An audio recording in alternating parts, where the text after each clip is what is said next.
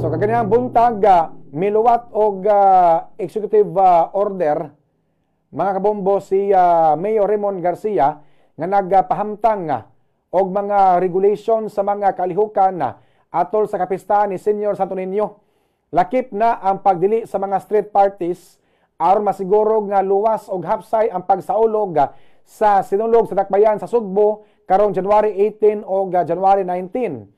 Ang Executive Order number 31 nga gipirmahan ni Mayor Garcia karong adlaw nga nagdili sa mga concert, mga pasundayag, performance, gigs, events o uban pang activities nga makinahanglan og pagbutang og paggamit sa mga loudspeaker o uban pang mga sound device subay sa ruta sa solemn na foot procession ug ang ruta sa sinulog parade gikan sa alas 6 sa buntag hangtod alas 8 sa gabi sa January 18 o sa alas 12:01 sa tungang gabi hangtod sa alas 10 sa gabi sa January 19 mga kabombo. So walay mga street parties January 18 hangtod sa January 19 mga kabombo. Walay mga street parties, walay mga gig, walay mga banda-banda, walay mga disco-disco, walay mga sayaw-sayaw mga kabombo.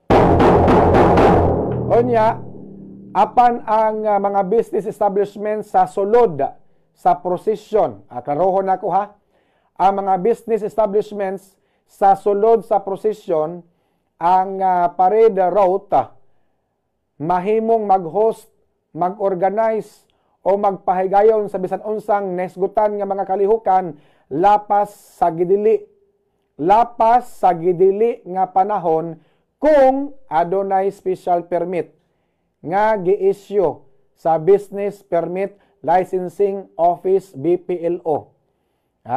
Gawa sa permit ang organizer o establishmento kinahanglan usab nga mosumiter sa ilang security and safety plan og affidavit of undertaking aron matagaan og fully staffed medical triage nga mag-function sa gidugayon sa kalihukan og sulod sa 4 ka oras sa pagkahuban.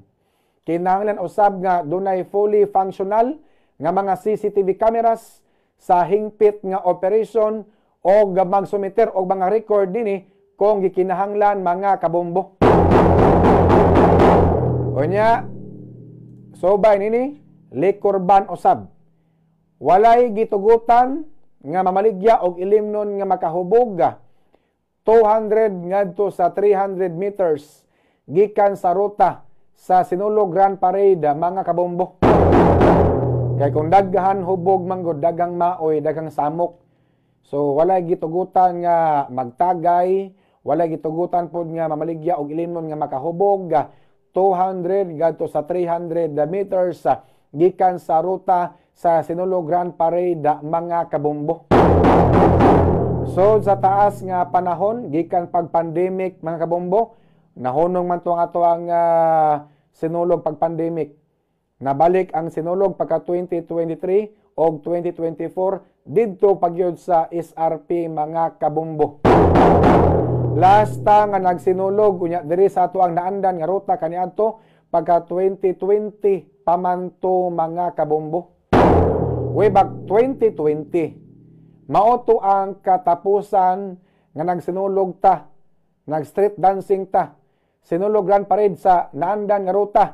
Gikan diri sa may Imus Road, paingon sa Carita, paingon sa General Maximum Avenue, paingon sa Jones, paingon sa Abiliana. Mao man man karaan nga ruta mga kabombo.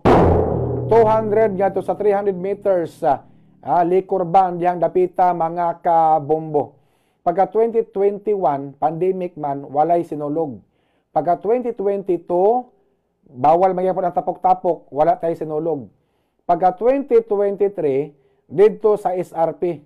Pagka 2024, dito gyapon sa SRP ang sinulog. Karon, so sa pila ka tuig, 2021, 2022, 2023, 2024, 2025. 5 ka tuig. 5 ka tuig ta.